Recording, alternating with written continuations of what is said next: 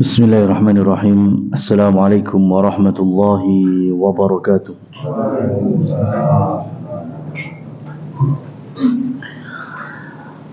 Alhamdulillah. Alhamdulillahi rabbil alamin wa bihi nasta'inuhu ala umurid dunya waddin. Asyhadu an la ilaha illallah wahdahu la syarika lah wa asyhadu anna Muhammadan abduhu wa rasuluh. Amma ba'du fa inna ashdaqal hadithi kitabullah wa khairal hadi hadi Muhammadin sallallahu alaihi wa alihi wasallam wa syarrul umuri muhdatsatuha fa inna kulla muhdatsatin bid'atun wa kulla bid'atin dhalalatun wa kulla dhalalatin finnar. Jamaah kaum muslimin wal muslimat rahimani wa rahimakumullah. Alhamdulillah, pada subuh hari ini kita kembali bisa bermajlis dalam kajian rutin sirah Nabi Muhammad sallallahu alaihi wasallam, dan kita akan melanjutkan tema besar dari peristiwa Uhud yang terjadi pada tahun ketiga dari hijrahnya Rasul sallallahu alaihi wasallam. Kita sudah awali bagaimana asal muasal peperangan itu terjadi. Maka kita akan mulai masuk peristiwa-peristiwa yang ada di tengah-tengah dahsyatnya perang Uhud tersebut. Poin yang pertama, ternyata di tubuh kaum musyrikin itu ada juhudun niswati Quraisy. Ada peran-peran besar para wanita-wanita Quraisy. Berarti ini dari kubu musuh. Disebutkan di dalam kitab Ar-Rahiqum Mahtum, wa qamat niswatu Quraisyin minal musyarakati fil ma'rakah. Jadi ada sebagian perempuan-perempuan Quraisy yang memang berpartisipasi di dalam peperangan tersebut. Di antaranya adalah Hindun bintu Utbah zaujatu Abi Sufyan. Di antara adalah Hindun, istrinya Abu Sufyan, putri dari Utbah bin Abi Rabi'ah. Hindun punya peran besar dalam peristiwa Uhud ini, ya, karena Hindun dan keluarga besarnya ini termasuk barisan sakit hati, ya, karena ayahnya, kemudian pamannya dan saudaranya tewas di perang Badar. Makanya dia harus ikut. Bahkan dia sudah siap mengambil salah satu budak yang ahli tombak, yaitu Al-Wakhshi. Ya, itu dikasih pilihan. Karena keluarga Khalaf, ya, Wahsy itu budaknya Umayyah bin Khalaf, dan keluarga Khalaf masih satu nasab dengan keluarganya Utbah atau Hindun. Maka Hindun berkata di depan Wahsy, fa in qatalta Hamzah fahurrun alaika. Kalau sampai engkau mampu membunuh Hamzah, maka gaji besarnya bebas, ya, tidak lagi jadi budak. Karena hari itu kalau pengen merdeka dengan sendiri, yo nabungnya sampai kapan? Karena budak itu belum tentu dikasih uang sama tuannya, dikasih makan iya, dikasih tempat tinggal iya, tapi kalau uang atau gaji belum tentu. Ya, padahal Abu Bakar As-Siddiq radhiyallahu anhu ketika membebaskan Bilal itu dengan nilai 40 uqayyah. 40 uqayyah itu kalau hari ini apa kita kenal tuh kayak dompet ya. Jadi tempat ditaruhnya dirham atau dinar di kantong-kantong kain itu namanya uqayyah. Abu Bakar As-Siddiq itu membebaskan Bilal dengan 40 uqayyah. Pada satu uqayyah itu bisa sampai 40 dirham. Ya. Hari itu satu dirham ya 1/10 dari satu dinar. Ya, jadi kalau satu dinar itu nilainya sama dengan 10 dirham. Makanya patokan kita ini dalam zakat mal itu dinar alias emas. Ya, kalau di zaman Rasul Shallallahu Alaihi Wasallam itu menggunakan 2, dinar sama dirham, mata uang emas sama mata uang perak. Cuma masalahnya bergantinya zaman, emas aman, tidak mengenal inflasi. Tapi kalau perak ternyata hari ini ada perubahan. Kalau nggak percaya, ya fakta di lapangan. Ya, kalau dulu nih zaman Rasul Shallallahu Alaihi Wasallam 1 dinar itu senilai dengan 10 dirham. Jadi sahabat dulu ketika mau kurban beli kambing, 1 ekor kambing berapa? 1 dinar, ngelungnya 1 dinar. Atau nggak punya dinar, punyanya dirham, ngelungnya 10 dirham, diterima karena 1 dinar sebanding dengan 10 dirham. Nah, 1 dinar ya, yang hitungannya adalah 4/4 gram emas. Ya. Sekarang kalau kita beli kambing seharga 4/4 gram emas berapa, Mas? Berarti kan 4 jutaan lah wis lah. Kalau 1 dinarnya itu 1 gram emasnya itu 1 juta. Dan bisa, Mas, bisa beli kambing sampai hari ini. Nah, kalau kita nanti punya harta yang nisabnya nisab emas, yaitu 85 gram, ya, kalau 1 gramnya kita hitung dibulatkan 1 juta, berarti kalau 85 gram emas berapa? 85 juta. Berarti itu nisab dari zakat mal dengan kacamata timbangannya adalah emas. Dan itu nggak berubah mulai zaman Rasul Shallallahu Alaihi Wasallam.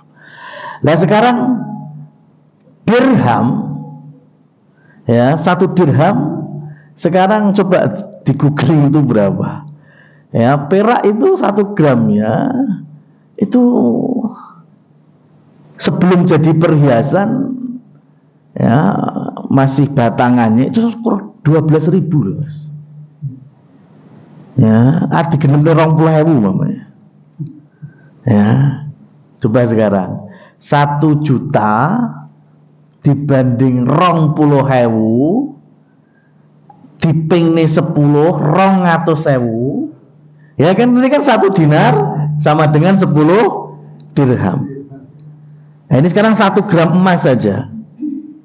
Ya, apa mana cuma 1 dirham bisa 4 jutaan dibanding 20.000 ping 10 200.000 sebanding apa enggak? Sampean belantik kebo, belantik wedhus. Ada orang yang mau beli kambing. Berapa? 1 dinar. Oh ya wis, berarti 4 juta. Oh apa-apa, ora apa-apa wis 4 juta. Saya pakai dirham, 10 dirham piro berarti? Ya 200.000 ya. Mau apa enggak? Enggak mau. Ternyata ada perubahan drastis ya ketika menggunakan timbangan atau neraca dirham. Ya. Untuk zakat mah juga sama, Mas. Kalau orang punya 85 juta dibanding dengan 400 sekian dari nisabnya dirham, itu baru kena paling ya 7-8 jutaan. Orang punya duit 85 juta dibandingkan orang punya duit 8 jutaan, sebanding atau tidak? Jauh. Ya, jauh, nggak sebanding. Makanya neraca kita di dalam berzakat itu yang terbaik adalah timbangannya timbangan emas atau dinar, bukan dirham. Nah, Rasulullah Shallallahu Alaihi Wasallam dulu ketika menyaksikan Abu Bakar As-Siddiq membawa 40 uqayyah yang dulu sempat kita hitung-hitungkan itu hampir di 1,6 miliar. Jadi Abu Bakar As-Siddiq membebaskan Bilal. Ini kalau budaknya selevel Bilal.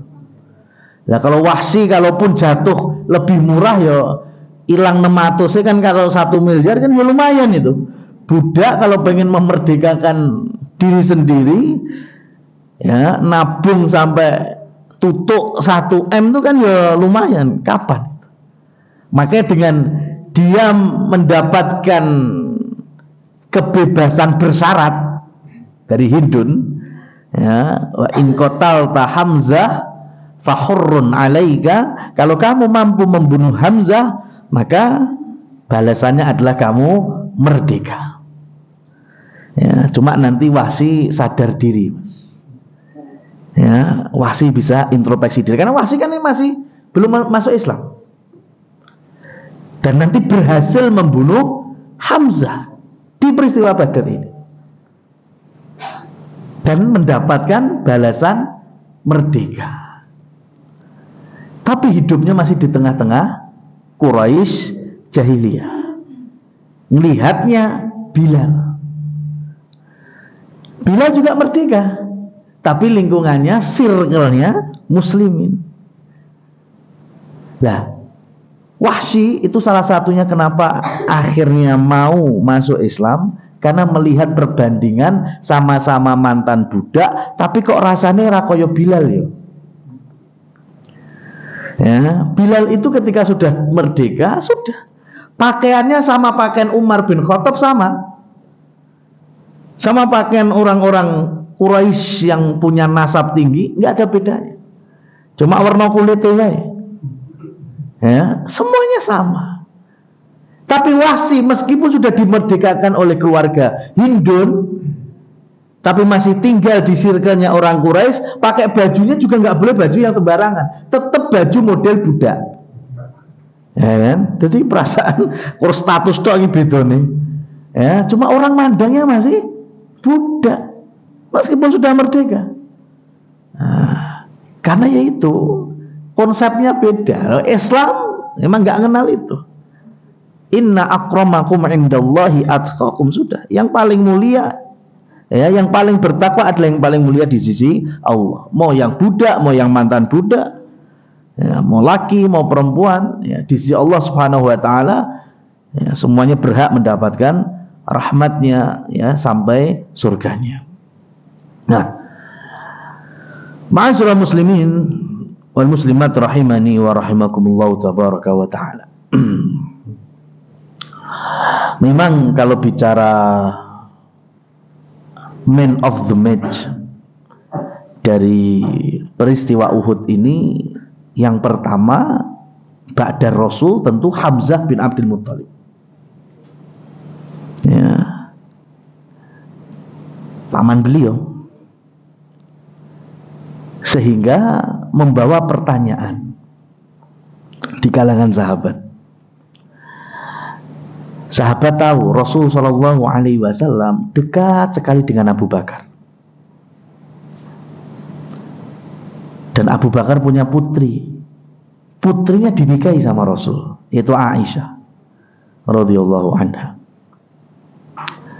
Sahabat tahu Rasulullah sallallahu alaihi wasallam itu punya teman Umar bin Khattab, sahabat.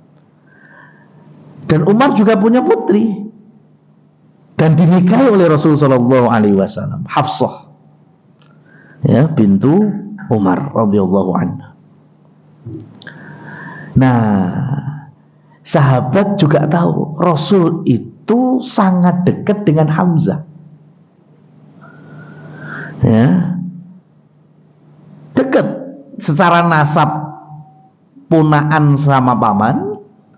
Hamzah manggil Rasul ya punaan secara nasab, meskipun secara lahir sebaya, karena Hamzah bin Abdul Muttalib lahir 2 tahun berikutnya Rasul lahir, jadi jaraknya cuma 2 tahun, meskipun Hamzah putra dari kakek Nabi, Hamzah bin Abdul Muttalib.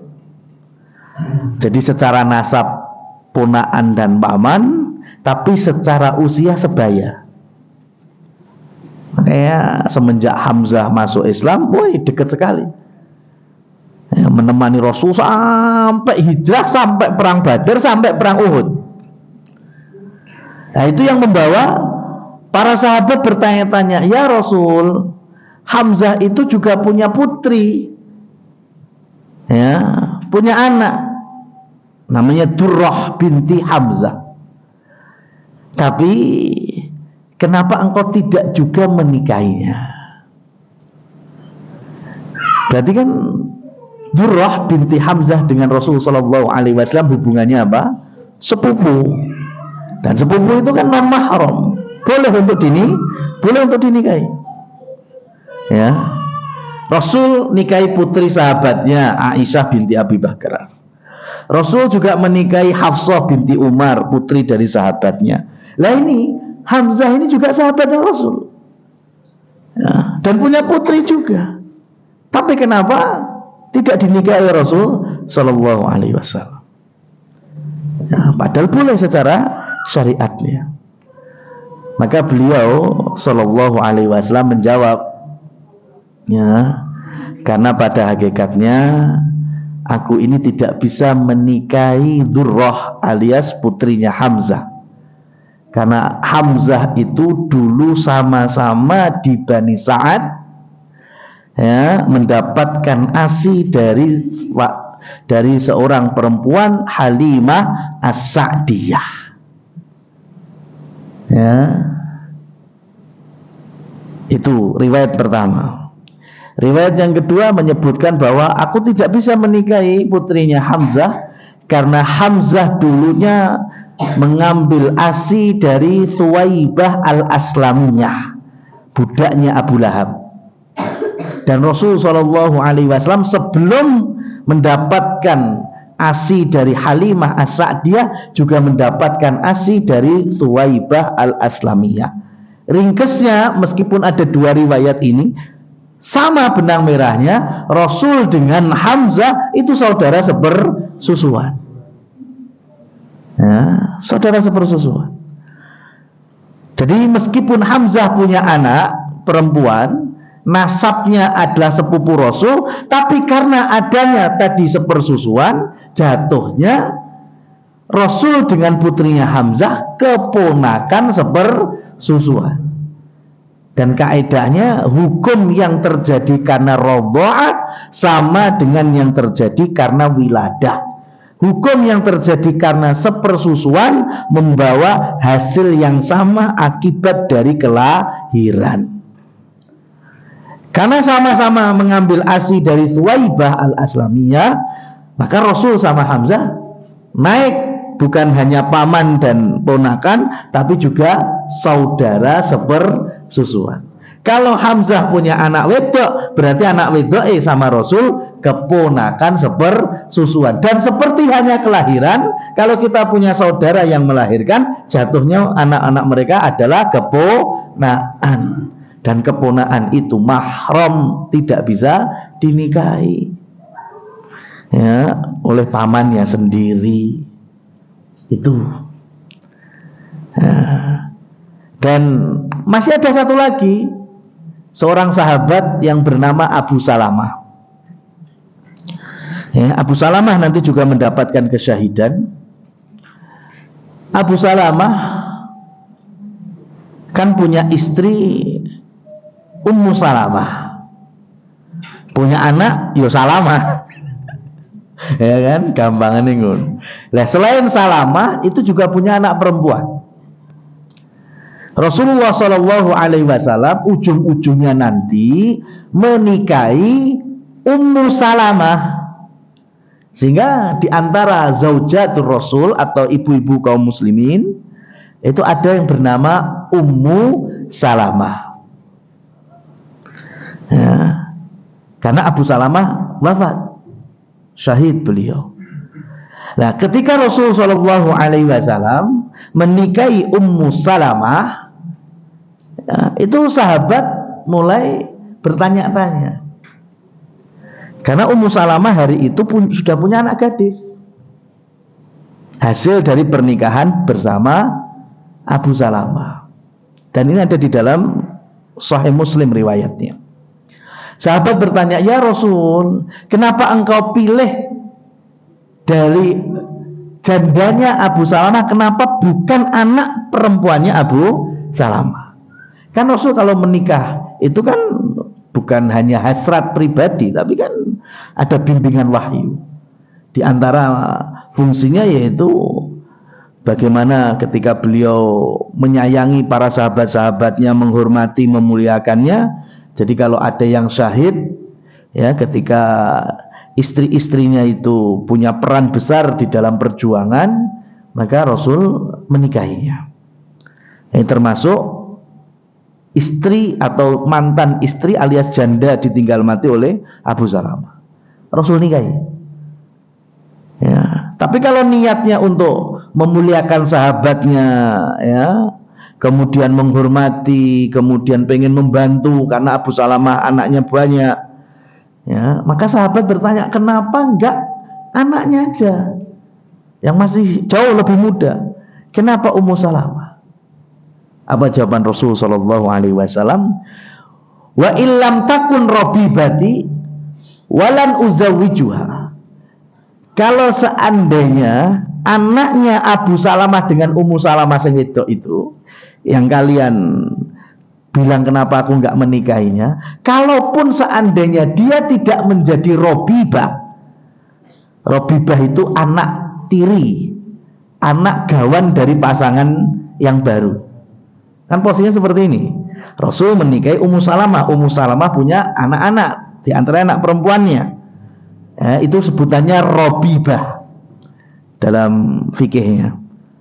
Kalaupun seandainya anaknya Abu Salamah bukan jadi robibahku, ya, anak dari gawan istriku, aku juga tidak akan pernah bisa menikahinya.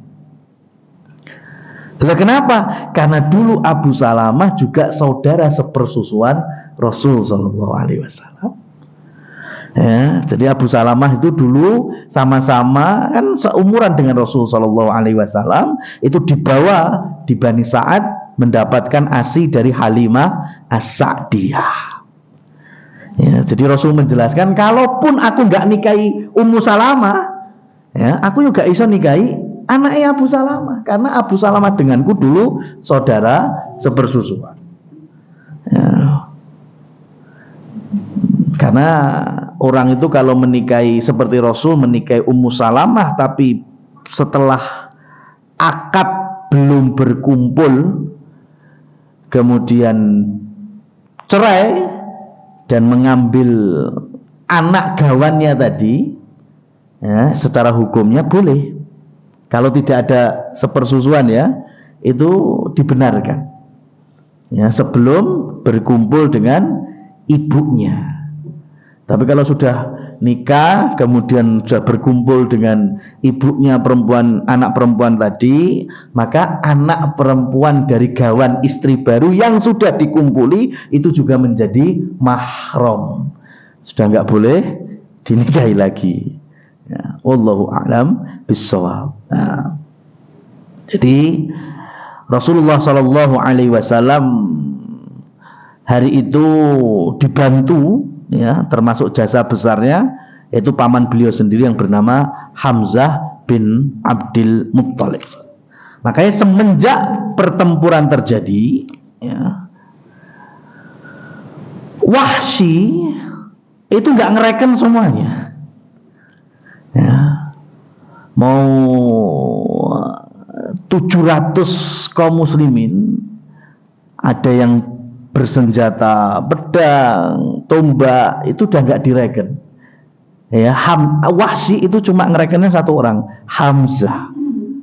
Karena misinya cuma satu, merdeka. Ya, tidak ada yang lain. Saya ikut perang ini bukan karena apapun, kecuali pengen bunuh Hamzah supaya merdeka. Ya, makanya sing dijem kur Hamzah terus. Kemana Hamzah bergerak diikuti, mana Hamzah bergerak diikuti, sampai di titik yang dia bisa melemparkan tombaknya, nah itu dia lemparkan. Nah, dalam pertempuran ini juga ada Sa'ad bin Abi Waqqas bertempur dengan saudaranya sendiri, yaitu Utbah bin Abi Waqqas, ya, dulur kandung. Ya, ini nanti perang dan ujung-ujungnya Utbah dulure dhewe tewas dalam peristiwa perang Uhud ini. Ya, cuma ada pelajaran lagi. Ya, ada pelajaran lagi. Jadi pasca perang nantinya Rasul Shallallahu Alaihi Wasallam didatangi oleh Sa'ad bin Abi Waqqas, tapi Rasul Shallallahu Alaihi Wasallam juga kedatangan keluarga Zam'ah. Ya, Zam'ah itu siapa? Rasul Shallallahu Alaihi Wasallam ketika hijrah ke Madinah itu sudah punya 2 istri. Yang satu tadi sudah kita sebutkan, putri Abu Bakar Aisyah. Yang satu bernama Saudah. Saudah itu bintu Zam'ah. Ya, Saudah bintu Zam'ah. Jadi Zam'ah tidak lain adalah mertua Nabi. Ya kan? Mertua Nabi. Cuma saat itu Zam'ah sudah tua sekali, sehingga yang menemui Rasul adalah anak-anaknya. Jadi ipar-iparnya Nabi. Ada kasus yang terjadi. Zam'ah itu punya budak wanita. Ya, punya budak wanita. Budak wanita ini menjalin hubungan cinta dengan Utbah bin Abi Waqqas. Ya, menjalin cinta dengan Utbah bin Abi Waqqas, sampai akhirnya mereka berdua berzina. Ya, Utbah menzinai budak perempuannya Zam'ah, dan hasil perzinahan itu adalah kehamilan budaknya Zam'ah sampai lahir bayi. Ya. Nah, dari dulu ini hukum jahiliyah yang kemudian juga ada kesamaan dengan hukum Allah dan Rasulnya. Jadi budak perempuan itu kalau sudah melahirkan, ya, kalau sudah melahirkan, maka tuannya tidak boleh menjual budak ini. Nggak boleh, Mas. Ya, dilarang. Mau hukum Islamnya, mau hukum jahiliyahnya podo. Budak wanita yang sudah melahirkan, apalagi melahirkan anak tuannya sendiri, itu nggak boleh dijual. Cuma punya 2 pilihan. Kalau tidak dimerdekakan oleh tuannya, ya hidup di lingkungan tuannya sampai seterusnya. Yang penting nggak boleh dijual kembali. Di pasar-pasar budak itu nggak boleh. Itu hukum jahiliyah dan dilanjutkan ketika Rasul berdakwah Islam, sama hukum Islamnya juga gitu. Nah, sehingga budak wanita yang melahirkan itu dikenal dengan ummu walad, dan bayinya disebut dengan waladul firash. Ini istilah-istilah fikih memang. Ya, jadi anak yang lahir dari budak perempuan itu namanya waladul firash. Dan budaknya karena sudah melahirkan sebutannya ummul walad. Ya, ini istilah fikih. Jadi kalau saya mengkisahkan ini tuh saya ingat dulu beberapa tahun yang lalu itu habis kajian, itu ngobrol-ngobrol dengan saudara-saudara dulur-dulur kajian itu, kadang ada HP yang taruh di depan-depan gitu, termasuk yang di depan saya ada HP miliknya saudara kita kajian itu, dan spontan itu ada telepon masuk. Jenenge HP lah, telepon kan seleret gitu mas ya. Itu pas ning ngarep saya. Ya, nah itu spontan saya juga ngelihat muncul nama yang memanggil Ummu Walad. Ya kan? Terus saya bilang, "Mas, kalau pengen angkat dulu enggak apa-apa." Ya kan? Habis itu udah pas mau pulang, udah. Terus saya berdoa, saya bilang, "Mas, bentar. Itu tadi saya nelpon sopo." Anu Ustaz, istri, ibu bocah-bocah Ustaz. Ya, ini ya mumpung istri nggak tahu, makanya saya kasih tahu. Itu Ummu Walad itu mesti sampean mikirnya pakai bahasa Arab toh. Ya kan? Ummu ibu, walad anak, ya kan? Berarti ibu anak alias istri ya Ummu Walad. Cuma masalahnya istilah itu juga ada di dalam Islam fikihnya, yaitu hamba sahaya. Budak perempuan.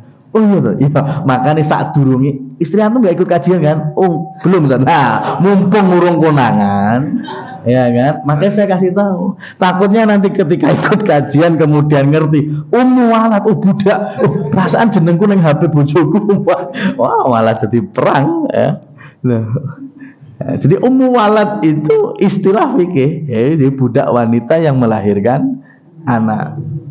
Nah, Rasul Shallallahu Alaihi Wasallam didatangi keluarga Zam'ah sama Sa'ad bin Abi Waqqas. Ya, diceritakan ini. Jadi ayah kami punya budak, Zam'ah punya budak wanita, yang budak wanita itu ternyata dizinai oleh Utbah, saudaranya Sa'ad, dan sudah melahirkan anak. Maka kami ingin anak itu tetap bersama kami, karena kapak-kapakno ibunya Ummu Walad ini tadi tetap berada di keluarganya Zam'ah. Kemudian saat bercerita, ya Rasul, aku mendapati saudaraku di detik-detik kematiannya di Uhud, ya, dan dia membisikkan kepadaku bahwa dia itu punya anak dari hasil zinanya bersama budaknya Zam'ah, dan dia berpesan supaya aku yang ngomong anak-anaknya, ya, karena di kultur Quraisy, ya, dan ini juga bagus bahwa ketika anak yatim itu biasa pertanggungjawabannya ada di saudara ayah. Ya, Utbah mati, punya anak, ya berarti kan anaknya dipasrahkan ke saudaranya, yaitu Sa'ad bin Abi Waqqas. Ya, saya dapat pesan ini, dapat wasiat lah kalau orang Indonesia bilang, dapat wasiat dari dulur lanangku ya Rasul, supaya anaknya itu aku yang didik, aku yang bertanggung jawab, aku yang ngurusi. Ya, terus gimana nih, Den? Jebule eret-eretan kan akhirnya. Yang Zam'ah pengen tetep loyo raiso lagi, tetep wong ibuke wae masih termasuk budak kami kok, ya. Tapi lo gimana ya Rasul, dulurku pengen aku yang mengurusinya. Maka kemudian Rasulullah SAW bersabda, dan hadis ini sahih karena diriwayatkan oleh semua perawi hadis kecuali Imam Abu Dawud. Ya, jadi Bukhari ada, Muslim ada, Tirmidzi ada, Ibnu Majah ada, semuanya kecuali Imam Abu Dawud saja.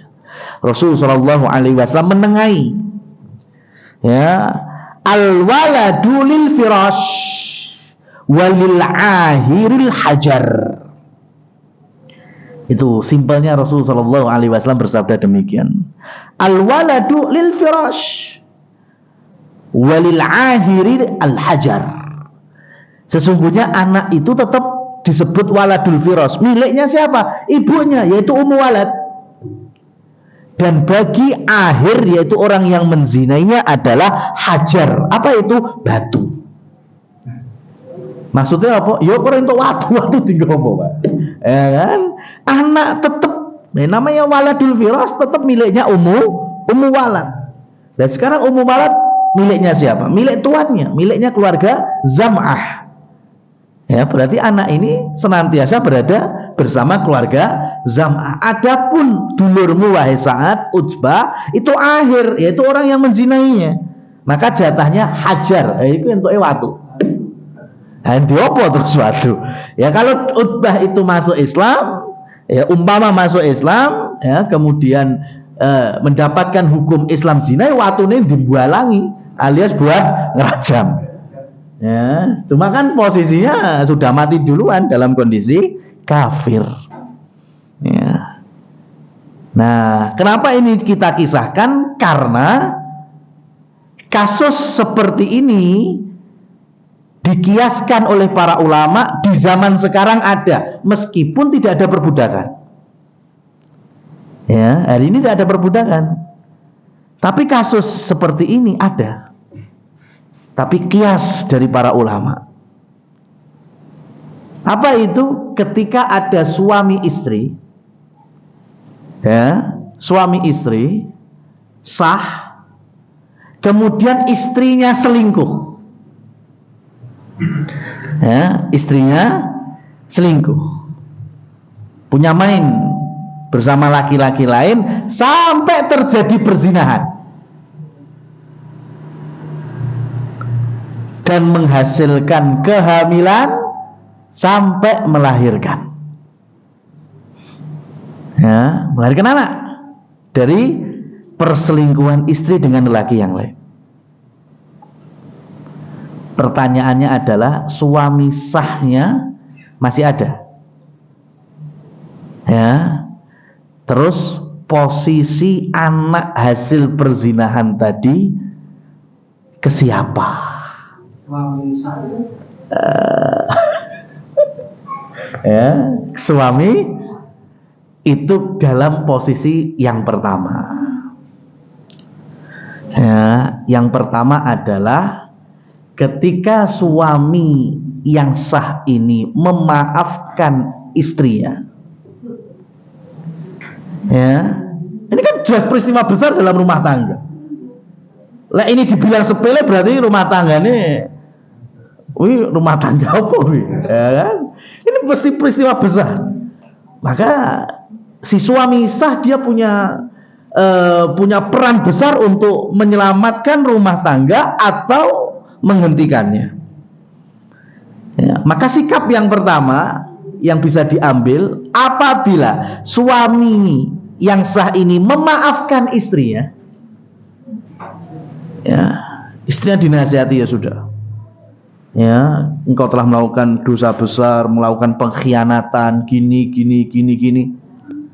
Ya, tapi aku berharap kepada Allah, semoga Allah berikan hidayah untukmu dan pahala besar bagiku. Aku maafkan, umpamanya seperti itu. Dimaafkan sama suaminya, ngeri. Ya. Maka posisi yang pertama ini akhirnya melahirkan hukum, ya, melahirkan hukum anak hasil zinanya itu ada di dalam, ya, semuanya terkait dengan anak di suami yang sah. Lah, rai wajahnya beda ya kan? Ya, wajahnya beda. Mau beda jelas ya. Ini zaman viral dulu apa Mas? Orang-orang apa Mas? Saya viral lagu loh, zaman sempat viral. Ya, wah itu anggi-anggi orang-orang. Ya, orang melu gawe melu ngomong lah ini ya. Masya Allah. La haula wala quwata illa billah. Nah, itu memang betul dikiaskan dengan tadi. Ya, dikiaskan dengan tadi. Waladul firas miliknya Ummul Walad. Ummul Walad milik siapa? Zam'ah, keluarga Zam'ah. Ya, tuannya itu merelakan. Oh, ini udah zina meskipun ini budakku tapi masih dalam perlindunganku. Ya wis, apa-apa, yang penting urip di lingkungan keluarga Bani Zam'ah. Akhirnya anaknya diikutkan di keluarga Bani Zam'ah. Maka dikiaskan akhirnya oleh para ulama dalam sikap suami yang akhirnya memaafkan kesalahan istri dengan hasil bayi dari zinanya dengan laki lain, karena memaafkan akhirnya anaknya itu masuk ke dalam apapun dari suami yang sahnya. Itu yang pertama. Sikap yang kedua, kalau suami nggak mau memaafkan, nggak mau memaafkan, maka dia berhak datang ke qadhil muslim. Kalau dulu ada qadhi, ada pengadilan muslimnya. Ya, kalau sekarang ya mau KUA mau sejenisnya. Dan kalau KUA sebetulnya ada beberapa formulir yang sesuai dengan fikih Islamnya. Maka suami ini akan datang ke pengadilan Islam. Suami ini akan melaksanakan mula'anah. Ya, mula'anah atau li'an bagi suami untuk istrinya. Mula'anah artinya ya karena dia nggak bisa memaafkan istri dan istri telah melakukan kesalahan besar, berzina sampai melahirkan anak, maka kemudian hubungan ini nggak bisa dilanjutkan. Ini harus selesai, cerai, tapi cerai mula'anah yang menimbulkan hukum tidak akan bisa disatukan lagi. Ya, nggak boleh lagi untuk rujuk. Sudah putus sampai kapanpun. Ya, karena udah jelas. Yang nggak boleh dalam Islam ketika menuduh perempuan zina padahal nggak ada bukti, nggak ada saksi. Ya, suami nuduh istrinya zina, lo istrinya nggak zina. Ya, tapi pokoknya menurutku gue zina. Lah aku gak ada apa-apa teman. Ya, lah terus ini perempuan seperti ini boleh juga nantinya ke pengadilan Islam, ya, untuk membela diri bahwa dia tidak melakukan apapun, tapi suaminya menuduhnya, maka nanti ada mula'anah dari sisi perempuan juga bisa. Ya, li'an dari seorang istri yang nanti hakim akan memutuskan ya udah, ini harus dipisah selama-lamanya. Ya, tapi yang terjadi kasusnya yang tadi itu kan yang perempuannya jelas piye wis metu anak kok. Ya, mosok ora ngakoni. Ya, maka konsep dan fikih Islamnya untuk sikap yang kedua bagi suami ya sudah dipasrahkan kepada hakim untuk keluarganya itu terpisah alias cerai selama-lamanya. Nah, itu hukum ini terjadi ketika Rasul Shallallahu Alaihi Wasallam sudah di Madinah dan peristiwa terbunuhnya Utsbah bin Abi Waqqas yaitu di perang Uhud. Ma'asyiral muslimin wal muslimat rahimani wa rahimakumullah tabaraka wa ta'ala. Di dalam peristiwa Uhud, Rasul itu juga diintip terus oleh seorang musyrikin yang namanya Ubay bin Khalaf. Ubay bin Khalaf ini saudara dari Umayyah bin Khalaf. Umayyah bin Khalaf tewas di Badar. Ini mantan tuannya Bilal. Ya, mantan tuannya Bilal. Makanya Bilal itu ketika pas perang Badar, Umayyah bin Khalaf ketemu sama Abdurrahman bin Auf, sama-sama pedagang ini, bisnismen Quraisy, jutawan Quraisy ini. Ya, Abdurrahman bin Auf ketemu dengan Umayyah bin Khalaf pas perang itu, akhirnya mereka deal-dealan. Wis gini wae. Abdurrahman, aku mbok tawan ritek ra apa-apa wis. Nyerah, secara pribadi nyerah. Ya. Kenapa? Karena nanti kalau ditawan, kalau pengen bebas kan pakai tebusan. Dan tebusan itu nggak murah, apalagi selevel Umayyah bin Khalaf. Abdurrahman bin Auf punya ijtihad. Beliau menyimpulkan kita ini di Madinah baru 2 tahun. Ekonomi belum stabil-stabil. Muslimin, muhajirin masih banyak yang fakir, miskin. Kalau sampai orang-orang seperti Umayyah bin Khalaf ini ditawan dan nanti diminta tebusan, lumayan itu untuk membangun ekonomi Madinah. Ini benar, nggak salah juga kan? Ya. Maka kemudian sama Abdurrahman bin Auf dipegang, diambil, dibawa ke tendanya itu. Cuma sebelum sampai tendanya Abdurrahman bin Auf, ketemu Bilal. Abdurrahman, lagi apa ini? Maya kok mbok gawa ini apa? Ya, dia menjadi tawananku sekarang. Ya, dia tertawan dan nanti kita akan ambil tebusan yang banyak untuk maslahat kaum muslimin. Kata Bilal, ora wis, iki bagianku. Ya kan? Dulu sing kene watu ning padang pasir dhek saiki kur karek nebus ora iso. Ini diseret sama Bilal dan akhirnya dibunuh oleh Bilal. Ya, Bilal dulunya yang menyiksa paling keras Umayyah bin Khalaf. Lah iki ngepas ini pas ibadah ini. Ya kan, perang di atas ibadah, wis pahala tok iki. Lah kok kur trimo tebusan ndak. Ya, Bilal akhirnya membunuh mantan tuannya. Ya, Umayyah bin Khalaf. Dan punya saudara namanya Ubay bin Khalaf. Ya, dan nanti juga tertawan ini, terbebas dengan tebusan di perang Badar. Ya, karena Rasulullah Shallallahu Alaihi Wasallam ketika 70 tawanan Badar itu dimintain pendapat dan musyawarah dari kalangan para sahabat, termasuk Umar punya usul 70-nya bunuh semua Rasul, yaitu musuh-musuh Islam semuanya. Abu Bakar As-Siddiq mengusulkan jangan Rasul, ya kita bebaskan tapi dengan syarat tebusan yang besar.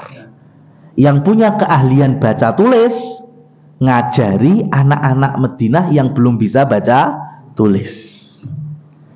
Ya, kemudian Rasulullah Shallallahu Alaihi Wasallam memuji dua sahabatnya ini, anta ya Umar kan Nuh alaihi salam, engkau wahai Umar seperti Nuh alaihi salam.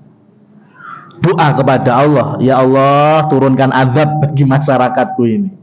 Ya kan, udah 5 generasi didakwai gak masuk Islam. Ya, akhirnya doa kepada Allah, la tadzar 'alal ardi minal kafirina dayyara. Ya Allah, jangan tinggalkan satu rumah pun ada orang kafirnya. Akhirnya kan diazab sama Allah. Nah, ini Umar seperti Nabi Nuh. Dan engkau wahai Abu Bakar ka Ibrahim, seperti hanya Nabi Ibrahim. Ya, ketika Allah Subhanahu wa taala ingin mengazab masyarakatnya, apa kata Nabi Ibrahim? Tidak ya Allah, ya, sesungguhnya mereka tidak tahu. Dan Nabi Ibrahim berdoa kepada Allah Subhanahu wa taala, ya Allah, kalau di antara mereka ada yang memang belum tahu tentang keimanan, maka turunkanlah hidayah. Kalau mereka memang berbuat dosa dan maksiat, sesungguhnya ampunanmu itu maha agung. Lembut sekali. Ya, makanya Abu Bakar disamakan seperti Nabi Ibrahim, Umar bin Khattab dimisalkan dengan Nabi Nuh. Nah, Ubay bin Khalaf ini masih selamat di Badar. Di Uhud ikut. Ya, di Uhud ikut. Dan di Uhud karena saudara-saudara mati dan tewas di Badar karena komandannya Rasul, maka selama perang Uhud yang dicari-cari juga Rasul. Ya. Bahkan sebelum pertempuran itu sudah teriak-teriak, Muhammad, sa'aktuluka, aku akan bunuh kamu. Tapi kata Nabi SAW, bal aktuluk, aku yang akan membunuh. Nah, ketika Rasul mengucapkan aku akan membunuhmu, itu udah gemeter. Kenapa? Karena orang Mekah itu mereka punya track record Nabi Shallallahu Alaihi Wasallam nggak pernah bohong. Ya. Muhammad tuh nggak pernah bohong. Lagi Muhammad sampai ngomong, aku yang akan membunuh. Wah, tenan nih. Ya. Makanya nanti di kancah pertempuran Ubay cari terus Rasul. Sebelum Rasul bunuh, mending aku yang bunuh Muhammad, ngono.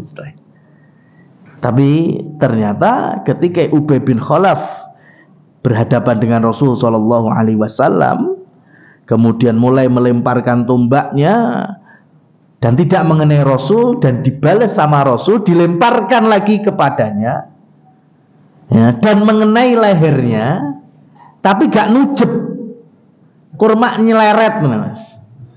Ya, es kaya bocah-bocah kena gulune kena senar layangan gitu. Ya, pas leret gitu dok. Tapi gibrak-gibraknya masya Allah. Ya, sahabat melihat itu darah yang keluar itu netes. Kan kudu lek di leher kan muncrat gitu. Ini cuma netes. Artinya yos kaya kebeler kan.